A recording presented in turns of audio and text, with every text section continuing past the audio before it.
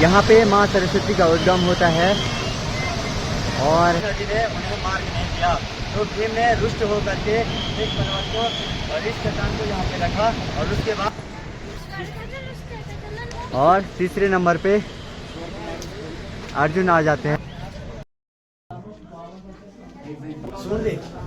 तो काफ़ी अच्छे से व्यास गुफा के भी दर्शन हो गए हैं और यहीं से भगवान गणेश ने महाभारत की रचना की थी।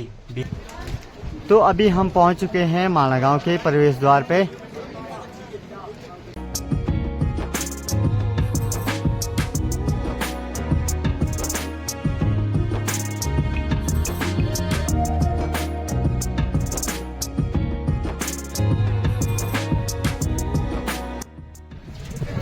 आपको ले जाते हैं दर्शन के लिए सीधे भीमशिला और व्यास गुफा, गणेश गुफा और सरस्वती नदी पे। चलो ले चलते हैं भाई। माणा गांव के जो पर्सनल यानी माणा गांव के लोग होते हैं भोटिया जनजाति के, उन्हीं लोगों द्वारा ये सारे सामान बनाए जाते हैं और ये हाथ से बुने जाते हैं।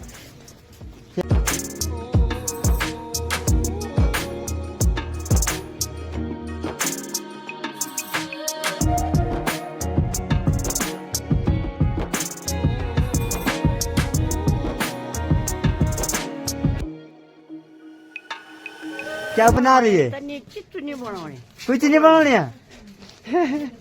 ये कुछ नहीं बना रही है, लगे हुए हैं बिल्कुल बुनने में। आप क्या बना रहे हैं? ग्लव्स?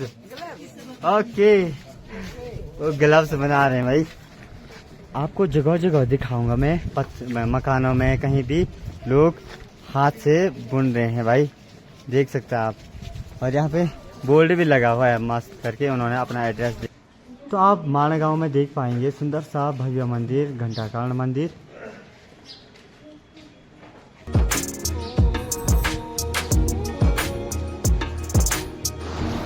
आपको माँ सरस्वती नदी भीमशिला पे दिखेगी, वहां से सिर्फ यहीं तक उनका बहाव होता है। यहाँ पे अलकनंदा और माँ सरस्वती नदी का संगम है और यहाँ पे लगा हुआ पुष्कर मेला। पुष्कर मेला 12 वर्षों बाद लगने वाला मेला है, जो कि फर्स्ट बार 2013 में लगा था और उसके बाद इसी बार लगा हुआ है। पुष्कर मेला में काफ़ी दूर दूर के यानी शायद तिब्बती माणा लोग शायद अपने व्यापार को बढ़ाने के लिए इस मेला का आयोजन करते हैं। तो वहाँ पे रहा, आपको सीधे सामने पे दिखेगा भीमशिला, वहाँ पे दिखाते हैं आपको सरस्वती माँ सरस्वती नदी। तो हम अभी माणा गांव से चलेंगे सीधे भीमशिला की ओर, जहाँ पे भगवान भीम ने बहुत बड़ी शिला रखी थी। वहाँ बताते हैं भाई वहाँ की हिस्ट्री। चलो चलते हैं।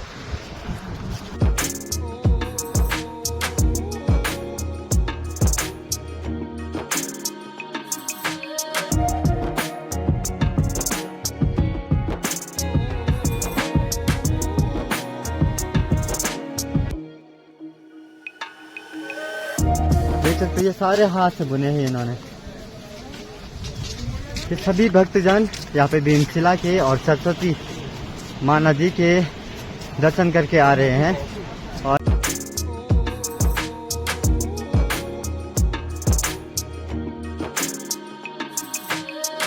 तो ये ठीक सामने पे रहा माँ सरस्वती का मंदिर और उसी के तलहटी पे नीचे पे माँ सरस्वती नदी है, जो यहाँ पे उद्गम होती है और कुछ ही दूरी पे विलुप्त हो जाती है और वो अलकनंदा में मिल जाती है।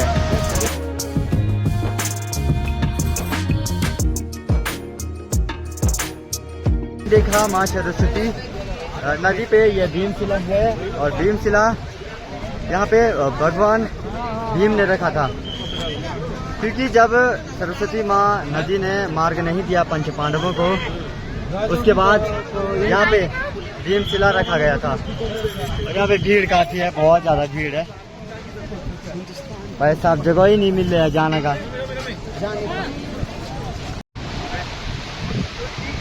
आपको दिख रहा होगा भीमशिला, जब पंच पांडव स्वर्गरोहिणी की तरफ जा रहे थे तभी माँ सरस्वती नदी ने उन्हें मार्ग नहीं दिया, तो तो भीम ने रुष्ट होकर के एक पर्वत को और इस चट्टान को यहाँ पे रखा और उसके बाद इसके ऊपर मार्ग बनाया।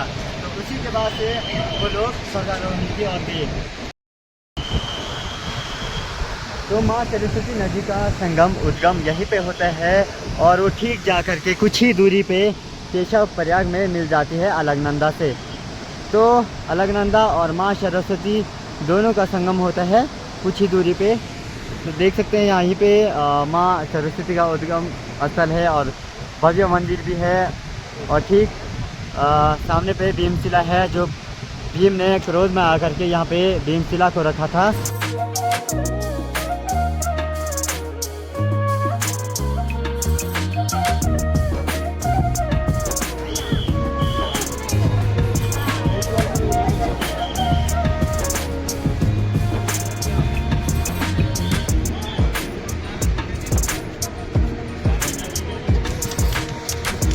आप माना गांव में आएंगे तो ठीक सामने पे भीमपुर के सामने पे आपको यानी स्वर्ग जाते हुए पंच पांडवों की और तो सबसे आकर्षक का केंद्र ये मूर्तियां बनी हुई हैं और इन्हीं को देखने के लिए लाखों श्रद्धालु यहाँ पे माना गांव में आया करते हैं।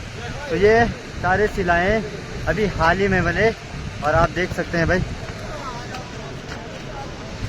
पंच पांडवों के साथ द्रौपदी भी स्वर्ग रोहिणी मार्ग पे गए थे, लेकिन स्वर्ग सिर्फ युधिष्ठिर ही पहुंच पाया था।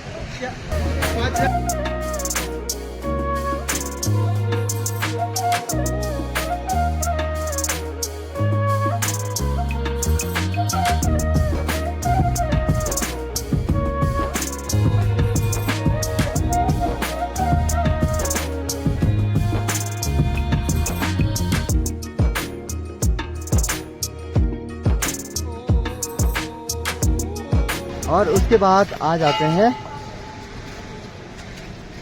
भीम। हाँ, उसके बाद भीम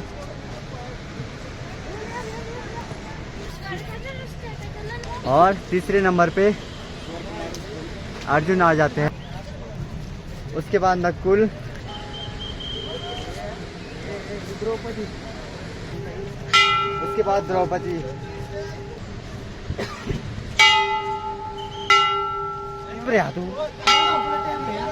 तो आपने देखा यहाँ पे स्वर्ग रोहिणी के लिए पंच पांडव के साथ द्रौपदी गई थी और सबसे आगे गया था युधिष्ठिर और उनके आगे गए थे एक कुत्ता। अब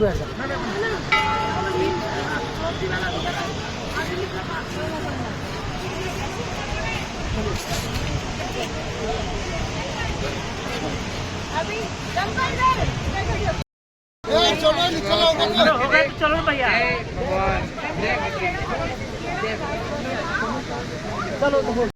क्यों फुट में आकर भाई। हाँ, तो हमने दर्शन कर लिए हैं और यहाँ से आगे जाना हमें संभव नहीं और अब सीधे चलते हैं घर की ओर और टाइम भी कम है हमारे पास भाई, यहाँ से आगे नहीं जा पाए, भगवान क्षमा करना। तो यहाँ से चलते हैं अब घर की ओर। तो जो माना में सबसे फेमस चीज़ और चर्चित चीज़ है वो पंच पांडव और द्रौपदी है। देख सकते हैं बहुत सारे श्रद्धालु लोग यहाँ पे देखने के लिए आ रहे हैं और यहाँ पे बहुत भीड़ है भाई। ये स्वर्गारोहिणी गेट है, यहाँ से आगे अगर इसको नहीं तो ये स्वर्गारोहिणी गेट से हम अभी घर की ओर बढ़ते हैं।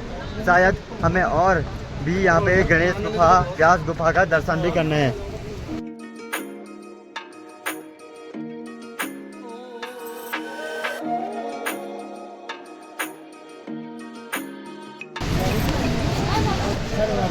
तो यहाँ पे मानसरोवर धारा और माँ सरस्वती जल है ना ये। तो अभी हम जा रहे हैं व्यास गुफा के दर्शन करने के लिए। ये रहा व्यास गुफा। पहले माणा गांव की आखिरी चाय की दुकान मानी जाती थी ये, और अब यहाँ पे प्रथम चाय की दुकान मानी जाती है। और कुछ ही सालों पहले यहाँ यानी माणा गांव में प्रथम गांव माना गया और पहले लोग कहा करते थे माणा गांव भारत का अंतिम गांव है।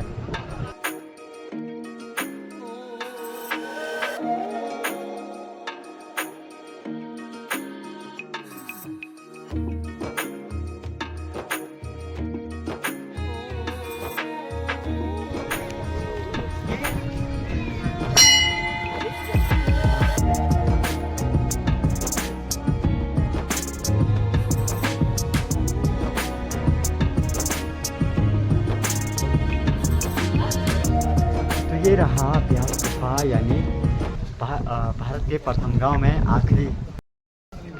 तो अभी हम पहुंच चुके हैं व्यास गुफा पे, और यह भारत की प्रथम गांव माणा के पास में है, जो कि काफ़ी खूबसूरत और भव्य बनाया गया है। पहले ये सिर्फ पत्थर का ही चट्टान हुआ करता था, और अब यहाँ पे बहुत सारी चीज़ों का एकदम भव्य बनाया गया है, टीन सेट। यहाँ से आगे है व्यास गुफा, चलते हैं व्यास गुफा के अंदर।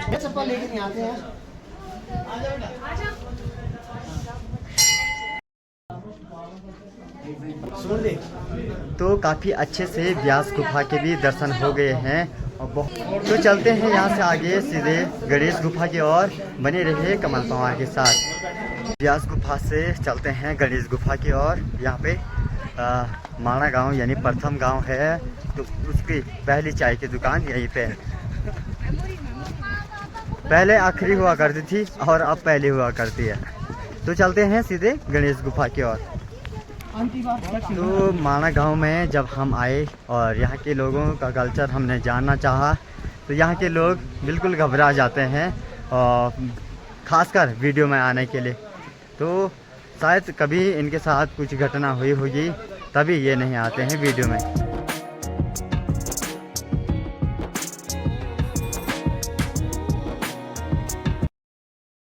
यहीं से भगवान गणेश ने महाभारत की रचना की थी, वेद व्यास जी ने बताया और भगवान गणेश ने लिखा। तो यहाँ पे गणेश गुफा है, और गणेश जी ने महाभारत की रचना की थी, और व्यास जी ने उस वाले गुफा से गणेश जी को महाभारत की रचना के लिए बोला था, और गणेश जी ने यहीं से महाभारत लिखी थी। और व्यास गुफा ज़्यादा दूर नहीं, कुछ ही दूरी पे है, और भगवान की इतनी शक्ति थी, इतनी महिमा थी कि उन्होंने यहाँ पे महाभारत लिखी।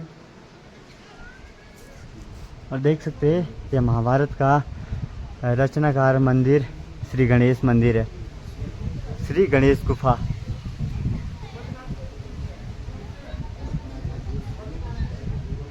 और इस शिला पे सभी आपको दिखेगा क्या क्या रचना की।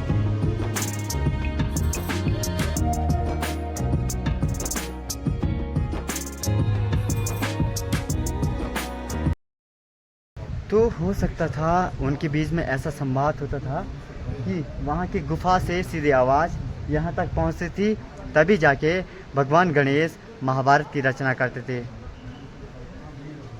तो जो महाभारत आप लोग देखते हैं, उनकी रचना इसी गुफा में हुई थी, भगवान श्री गणेश ने यहीं की थी। तो चलते हैं आगे घर की ओर, काफ़ी लेट भी होने वाला है, आपने दर्शन कर लिया होगा। जय श्री राम, जय गणपति बाबा।